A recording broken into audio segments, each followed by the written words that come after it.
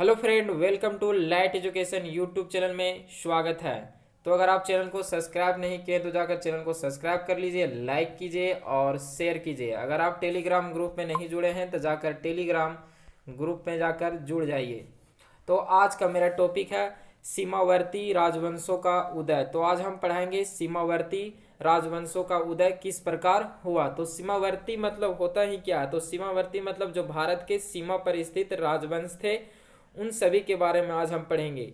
जैसे पाल वंश ऐसे पश्चिम बंगाल पर राज किया करता था, तो वहाँ का राजवंश था पाल वंश। तो पाल वंश के बारे में आज हम इस टॉपिक में पढ़ेंगे। तो इसमें नंबर 1 पॉइंट है, पाल वंश का शासन पूर्वी भारत पर 750 से 1161 ईस्वी तक रहा। तो पाल वंश का शासन कहाँ था? पूर्वी भारत पर, वर्तमान का बांग्लादेश या पश्चिम बंगाल का जो क्षेत्र है उन पर शासन था पाल वंश का। इनका शासन काल कब से कब तक रहा पाल वंश का? तो 750 ईस्वी से 1161 ईस्वी तक शासन रहा। अगला पॉइंट है, पाल वंश का संस्थापक गोपाल था। तो पाल वंश का संस्थापक कौन था? गोपाल था। तो पाल वंश का संस्थापक गोपाल ने कितना ईस्वी में किया था? तो 750 ईस्वी में किया था। अगला पॉइंट है, पाल वंश की राजधानी मुंगेर थी। तो पाल वंश की राजधानी कहाँ थी? मुंगेर थी। अगला पॉइंट है इसमें, गोपाल बौद्ध धर्म का अनुयायी था। तो गोपाल से बौद्ध धर्म का अनुयायी था। अगला पॉइंट है, गोपाल ने ओदंतपुरी विश्वविद्यालय की स्थापना की थी। तो गोपाल जो पाल वंश के शासक थे, प्रथम शासक, उसने ओदंतपुरी विश्वविद्यालय की स्थापना की थी।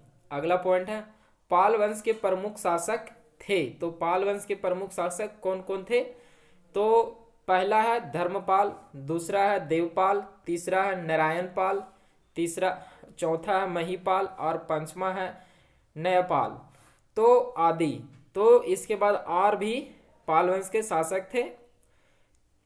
अगला पॉइंट है, पाल वंश का सबसे महान शासक धर्मपाल था। तो पाल वंश का सबसे महान शासक कौन था? धर्मपाल था, जो गोपाल पाल का पुत्र था, धर्मपाल।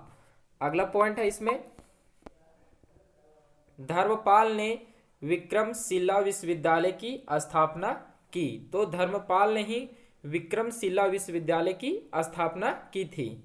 अगला पॉइंट है, कन्नौज के लिए त्रिपक्षीय संघर्ष पाल वंश, गुज्जर प्रतिहार वंश एवं राष्ट्रकूट वंश के बीच हुआ। इसमें पाल वंश की ओर से सर्वप्रथम धर्मपाल शामिल हुआ था। तो कन्नौज एक उपजाऊ क्षेत्र था, मतलब भौगोलिक दृष्टि से उपयुक्त क्षेत्र था, तो उसके लिए संघर्ष हुआ करता था। तो उसमें पाल वंश, गुज्जर प्रतिहार वंश और राष्ट्रकूट वंश, इन तीनों के बीच युद्ध हुआ करता था। इसमें है से त्रिपक्षीय संघर्ष में सबसे पहले पाल वंश की ओर से धर्मपाल शामिल हुआ था इस युद्ध में। अगला पॉइंट है, 11वीं सदी के गुजराती कवि सोंडाठल ने धर्मपाल को उत्तरापथ स्वामी की उपाधि से संबोधित किया था। तो 11वीं शताब्दी के सदी के मतलब एक गुजराती कवि थे सोंडाठल ने धर्मपाल को क्या कहा था? उत्तरापथ स्वामी की उपाधि से संबोधित किया था। अगला पॉइंट है, सोमपुर महाविहार का निर्माण धर्मपाल ने करवाया था। तो अगला पॉइंट है, ओदंतपुरी के प्रसिद्ध बौद्ध मठ का निर्माण देवपाल ने करवाया था। तो ओदंतपुरी के प्रसिद्ध बौद्ध मठ का निर्माण किसने किया था? देवपाल ने करवाया था।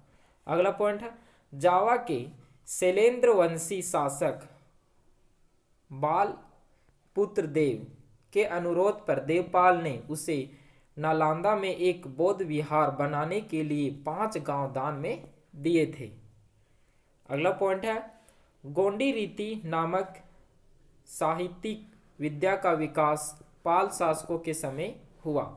तो गोंडी रीति नामक एक साहित्यिक विद्या का विकास ऐसे पाल शासकों के समय हुआ था। अगला पॉइंट है इसमें, लास्ट पॉइंट है, पाल शासक बौद्ध धर्म के अनुयायी थे। तो पाल शासक जितने भी थे वह बौद्ध धर्म को मानते थे। तो आज का क्लास यहीं पर समाप्त होता है।